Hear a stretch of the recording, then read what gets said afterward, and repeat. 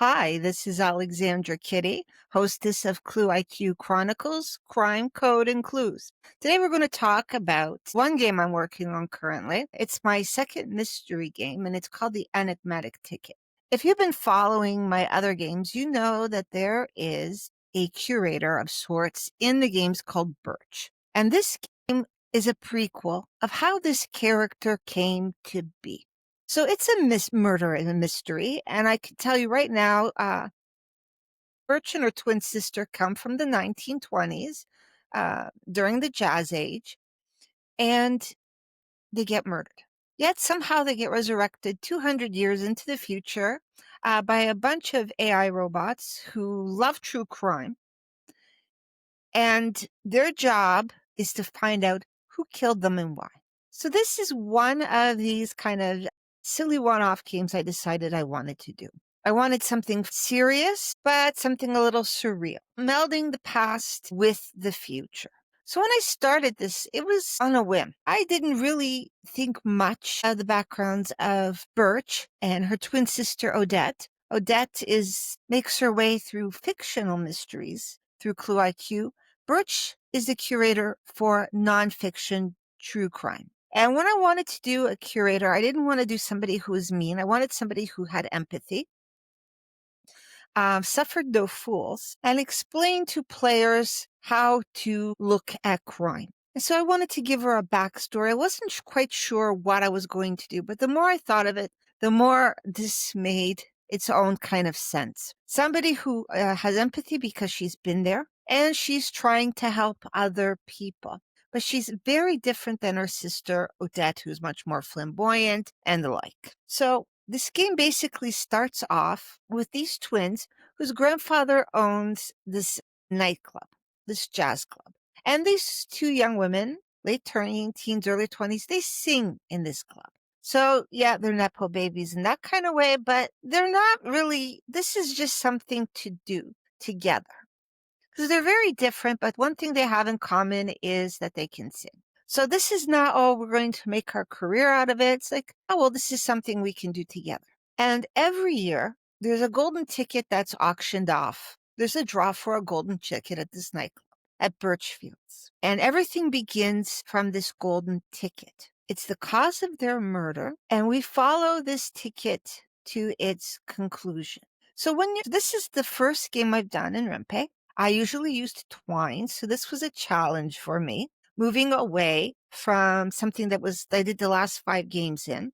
There will be one more game I do in Twine, and that's the omnibus for Circle of the Frozen Mind. But I'm moving away from that kind of coding to something else. So this will be one of the 2 games I do in that before I move into animation. So when I felt comfortable enough, I moved on up. When I began, I started in Twine because to me, it was the easiest to kind of figure out how to actually make a functional game that works. So when I started, I said, okay, I'll do this. I did do one game in Ren'Py, and it wasn't for show. So this was the first game I did, and it was just an MVP. If you're not familiar with the term minimum viable product, I had to show that, yeah, I could do a game, a nonfiction true crime game, and I used that. And I didn't feel comfortable, but I managed to get through it.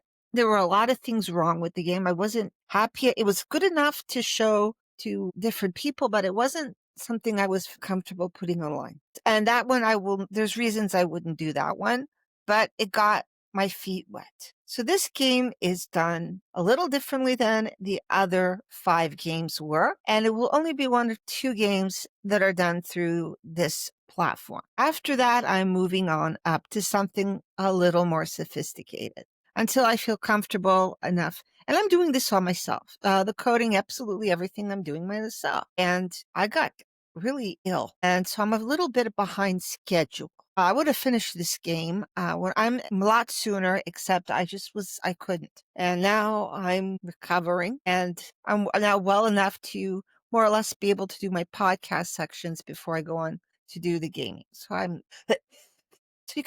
not quite there yet to do this with the same reckless abandon I have been doing for the last 5 games and podcasts. So when you're mapping things out, what system you use does change. What worked with Twine doesn't necessarily work with a Ren'Py. You get used to this one loop, and then all of a sudden you're in another loop, and the old habits from the other one come in here. So it's been a challenge that way.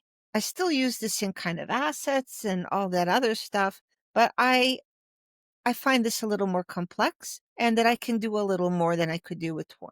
So that's where I am now, working on this. So I don't want to talk too much about the story. The palette, of course, is very much Art Deco, emeralds, golds, that kind of color. Very deep, very rich, very opulent.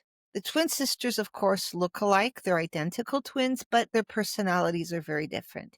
Birch being a lot more serious, shy, responsible, and her sister Odette little more flighty, little more flamboyant.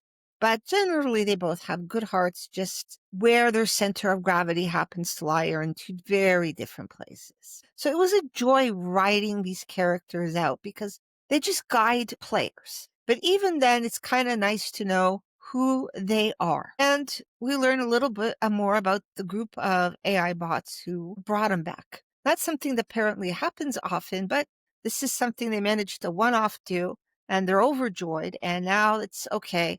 Let's solve their crime because this is what they do in the future. They just go around in their little spaceship, going through the courts of past, future, and present, looking for cases to solve.